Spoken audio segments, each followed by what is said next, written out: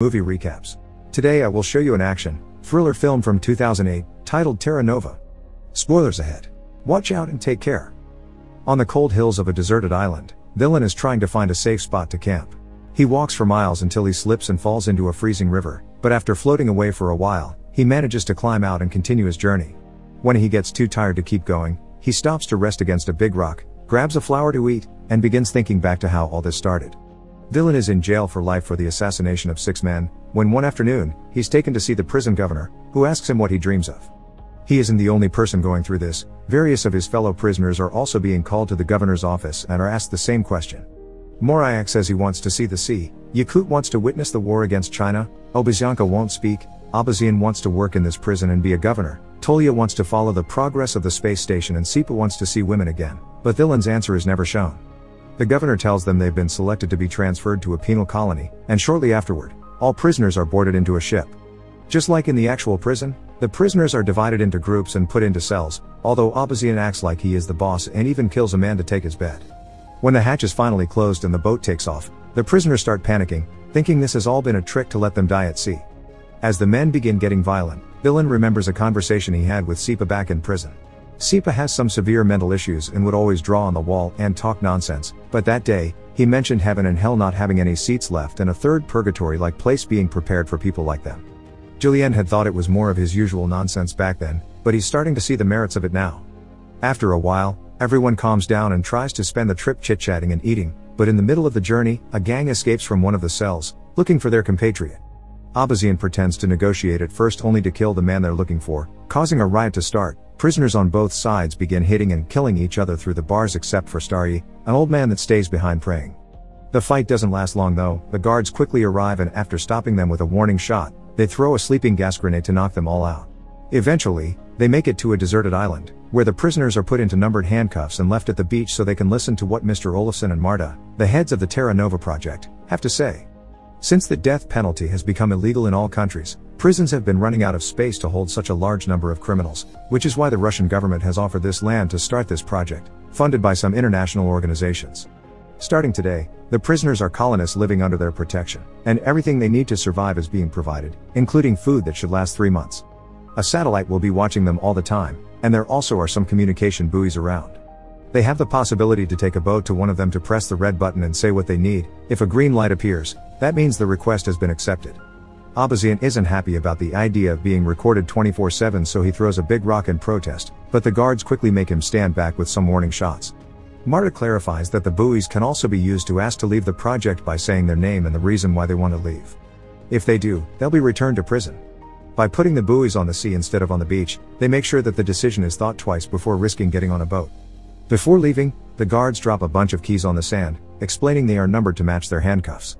The prisoners rush towards them and start fighting over them while Dylan and Sipa stay safely behind, only grabbing the keys that the others drop. Starry also decides to stay behind and watch how a gang forms a line around the keys to keep their rivals out, and a group goes to the crates the guards left to pick up some weapons and attack the crowd with them. Eventually, Ali's gang takes control of the situation.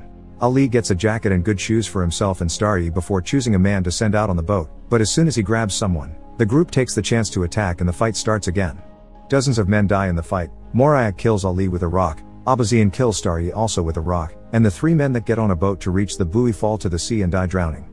All the remaining prisoners go to the warehouse and begin distributing the supplies, and Abazian takes advantage of the tools found to get his cuffs opened by force.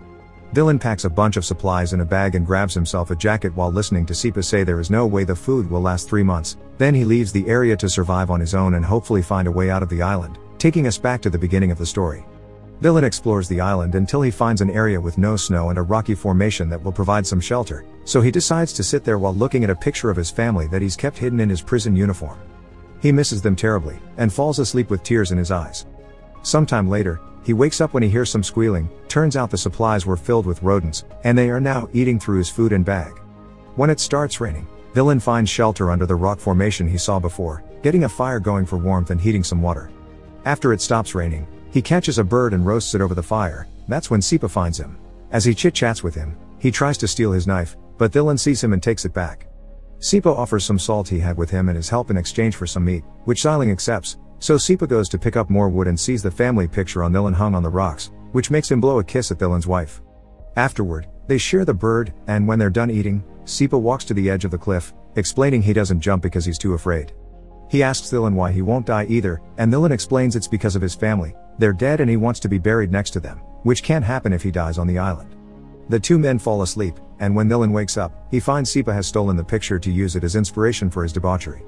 Furious, Dylan beats him up and pushes him off the cliff, but Sipa doesn't die because he doesn't fall into the ocean. He drops on a hill right underneath. But even after this disagreement, the two of them travel together as they explore the island. Sipa easily amuses himself with the trash he finds in the water while Dylan tries to fish, but the only living being they find in the water is some sort of aquatic centipede, which freaks Sipa out. While looking around, Dylan is shocked to suddenly find part of a seaplane among the rocks. It only takes going a bit farther up the hill to find the entire plane, which gives him a bit of hope because he used to be a pilot and would be able to fly it. However, two men aren't enough to move it, so for now, they go back to their shelter.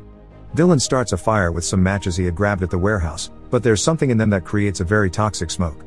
He moves away from the fire and drags a sleeping Sipa with him, who at first won't wake up. It takes a few shakes from Dylan for him to finally regain consciousness, but his mouth only continues to spout nonsense, and Dylan realizes the cold will kill them any minute now. The two men decide to go back to the base and see if they can steal some coal. Back in the base, life hasn't been easy for everyone. Abazian and his gang are in control and keeping a routine while sharing the supplies, and Abazian even asks them to call him governor. But they keep anyone that isn't in their team inside the barracks. They only allow them to come out to have a walk in an enclosed area, similar to real prisons, while Estonitz yells at them from the watchtower. When they're sent back, they need to run because whoever is last gets killed to be used as food later.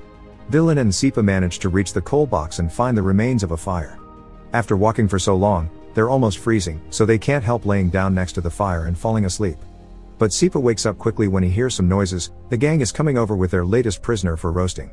He runs to hide behind a rock, but Dylan is still out there, so he comes back out to rescue him, but he isn't fast enough and Abazian's men find them and capture them. The two of them are taken back to base, where Abazian tries to decide what their punishment will be for having run away with supplies when they arrived. Yakut tries to remind them that they were on their side during the ship fight, causing Estonitz to insult him for trying to meddle. Yakut replies by hitting him, and this causes the whole gang to team up to hit him in return, earning Yakut a place in the barracks with Dylan and Sipa. They walk around for a while, and when Estonitz announces it's time to return, Dylan stays behind, but Sipa comes back from him and drags him inside with him.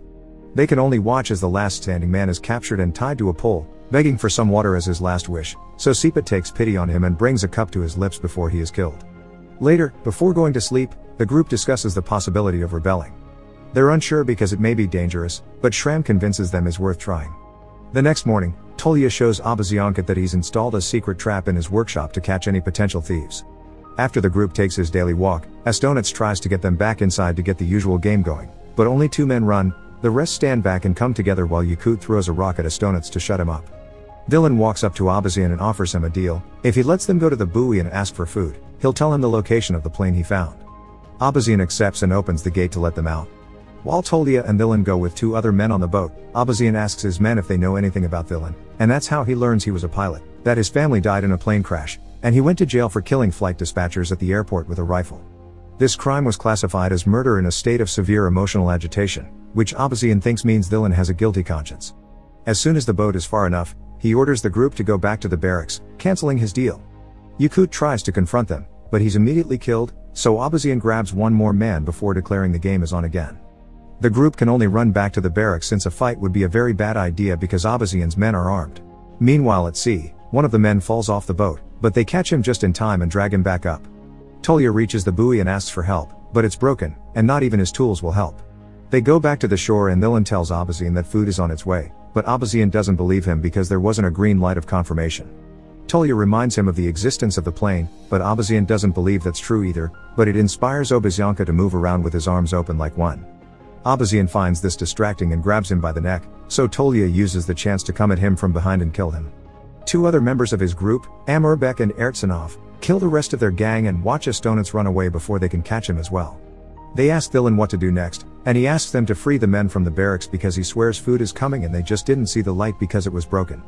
The men are skeptical about this and remind him now they have plenty of bodies to feed on later, but Tolya thinks they should be buried. Dylan reminds him about the plane as well, so Amurbek and Ertsanov finally accept. They free the prisoners and tell them they'll be waiting a few days for the food to arrive, but they won't be using each other as food anymore, so everyone needs to stay calm and cooperate. They'll also send a group to rescue the plane, which they'll put in a hangar they'll build and slowly repair it to escape later. Suddenly, Sipa interrupts their plans, claiming there's no satellite, while writing an SOS message using sand and 3 bodies. Sometime later, Estonitz returns to the base, and because of the new rules that say they need to keep the peace, they decide to ignore what he's done to them for now and share their food with him anyway. Villain guides a group of men towards the plane, and their moods greatly increase when they see he's been telling the truth. Together they take it apart for easier transport and carry the pieces back to base. Eventually, Marta arrives at the island with a bunch of guards. They use gas to keep the men away, but they do allow Villain come to talk to her and discuss the list of things they've requested. She's confused on why they're asking for gas, and he explains it's for the generators, which are supposed to be wind-powered but they don't work during the polar night. In truth, they want the gas for the plane. Villain takes the chance to ask why they didn't answer Sipa's SOS message, and Marta explains their satellite is of the infrared kind. They see heat, so they can locate people in stoves but not words. She also wants to know what people were doing so far away from the base some days ago, and he tells her they were fishing. They don't believe him because there's no fish in the area, so he lies again and tells them they've been eating those centipede-like creatures, which she finds very shocking. They also want to know how many of the original 206 colonists are left, which Villain finds suspicious because they should be able to tell with their satellite. He tells them 87 are left, and many are sick, but nobody wants to abandon the project and return to jail. Before Villain leaves, Marta tells him he has the right to one personal request, so he gives her a few sheets of paper asking her to provide the group well. Once the guards have left the new supplies, Villain and his men try the gas in the plane hidden in the hangar and happily confirm it does work. Afterward, they watch a new group of American prisoners arrive as the guards and Marta leave the island. These prisoners have a leader too, a very large man that Villain tries to shake hands with. The man doesn't take it, in fact, he hits Villain, which triggers a fight between both sides. The encounter is brutal and nobody hesitates to go for the kill, so Sipa drags Villain with him to hide him in the workshop. One of the Americans tries to follow them, but he falls on Tolya's trap and instantly dies. Ertsanov goes up against the American leader and gets overpowered, but before he can get killed, Amorbek cuts in and kills the big man instead as the buildings around them catch on fire. All this is being watched by the heads of the project. When they realize the situation is finally out of control and that over 40% of the colony has been killed, Marta calls the central office and is told to proceed with Code Naked Island, which sends a bunch of guards to the island that shoots all the reminder prisoners while Marta burns Villain's letters. Luckily, a few men are still alive thanks to having hidden in the mountains or the hangar: Villain, Sipa, Ertsanov, and Tolya. Together they push the plane out, but when they're about to board it, Sipa tells them goodbye and runs to the hill so he can jump into the ocean, not afraid anymore. The remaining trio gets in the plane and Villain manages to make it take off safely, although the guards shoot at them on the way. His 2 companions die, but Villain isn't hit by the bullets, so he flies away into his freedom. Make sure to subscribe and turn on notifications so you can watch more videos like this. Thanks for watching.